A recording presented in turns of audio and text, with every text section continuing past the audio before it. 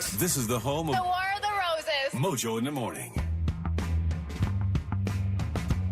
So just a little bit ago, you heard the War of the Roses three-way call where a girl thinks that her roommate is cheating with her boyfriend. We actually made the phone call to her boyfriend and her roommate. They hung up the phone. We had to get them back on. Alexis? Yeah. All right, they were both willing to come back on the air with us. Tiffany and Jeremy, it's Mojo in the Morning. I want to let you know that you are on the radio, and I know that we got your permission to put you on just a second ago. And wanted to know what's going on between the two of you guys. What? I'm a little confused here. What are you confused about? I'm confused about this whole thing. Well, there's nothing confusing about the fact that just moments ago we were able to hear you two talk to each other like you hang out with each other, like almost like you guys are in a relationship. Is there something going on between you guys, Tiffany? No, we weren't talking. I don't even know what you're talking about. Well, let me do this. Let me play you something, okay? Take a listen. I'm just kind of hanging out, actually. Just waiting to come over there. Yeah. Are you still coming over before she gets home? Are you cool with that? Yeah. Was that your guys' voices?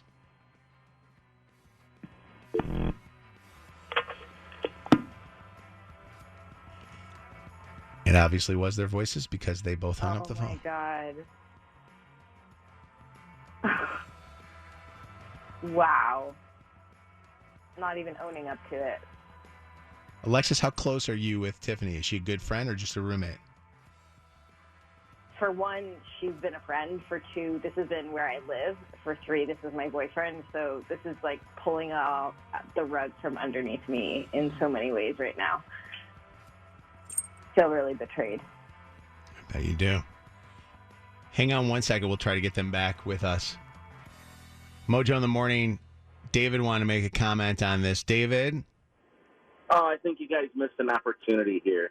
Alexis and you guys should have three-way called him back and asked if Alexis and him could get dinner to try to bait the hook a little more to see if he would admit, no, I'm already getting something, or I'm not hungry.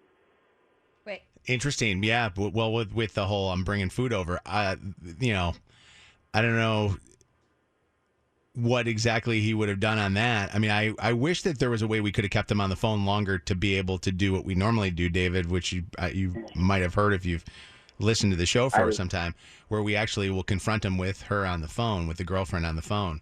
Unfortunately, we weren't able to do that. Yeah. Usually the more they talk, the digger the hole they deep, or the deeper. You know what I'm trying to say. We know. Exactly. Exactly. I'm following, and I just think we could have called it like a whole nother second call after they hung up with Alexis. Well, then they don't pick up again. Then they don't pick up, yeah. My favorite, though, is when they deny that they even made a phone call with each other.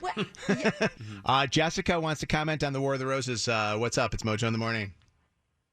So I think that it's kind of funny that when he asked, do you want me to grab anything on the way, she got kind of quiet for a minute, and then he said, or do you want me to use my imagination? Mm-hmm. Yes. Yeah, anyone that says they weren't flirting, what does that mean? Yep. Yeah, to me, that's a bit out of line. If I was her, I would definitely be confronting both of them, and if it's my house, the roommate would be gone. Roommate situations are interesting because, sometimes, well, first off, how about what Alexis said when she said, yeah, they get kind of flirty when we get high. Like, you know what I mean? Like that. I wouldn't allow that.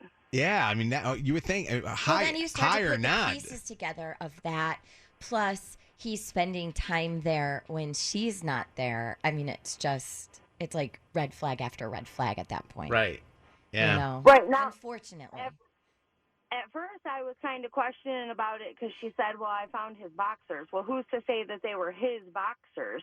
But then the phone call, that just kind of sealed it all. Do you want me to use my imagination? Mm-hmm. Right, exactly. I'd love to know from our listeners, to get into a quick little discussion.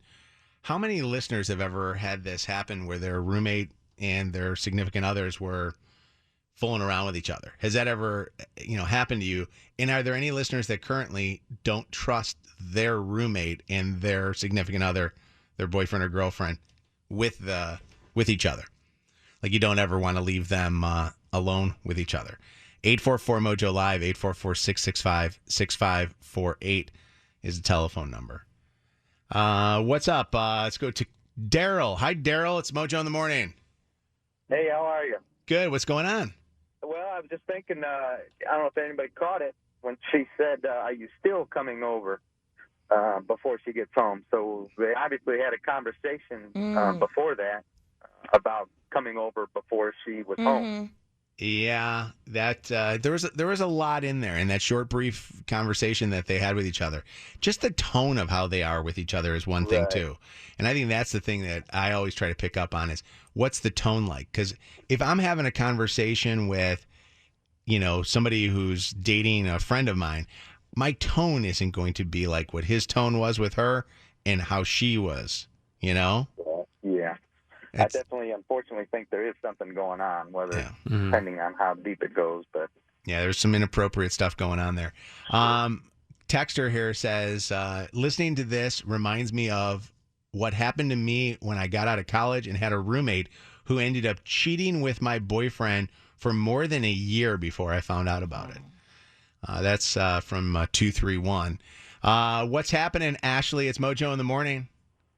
Hey, Mojo. Morning, guys. Good morning. What's going on? So I had a boyfriend. We lived together. My best friend ended up moving into our basement. She was having some financial difficulties. And I found out maybe a year in that he was sneaking down there in the basement baking cookies while I was sleeping. You're kidding. Like what? No. So you're there under the same roof? And he's doing this. That's bold. Did you Did you catch them in the act? Is that how you found that out?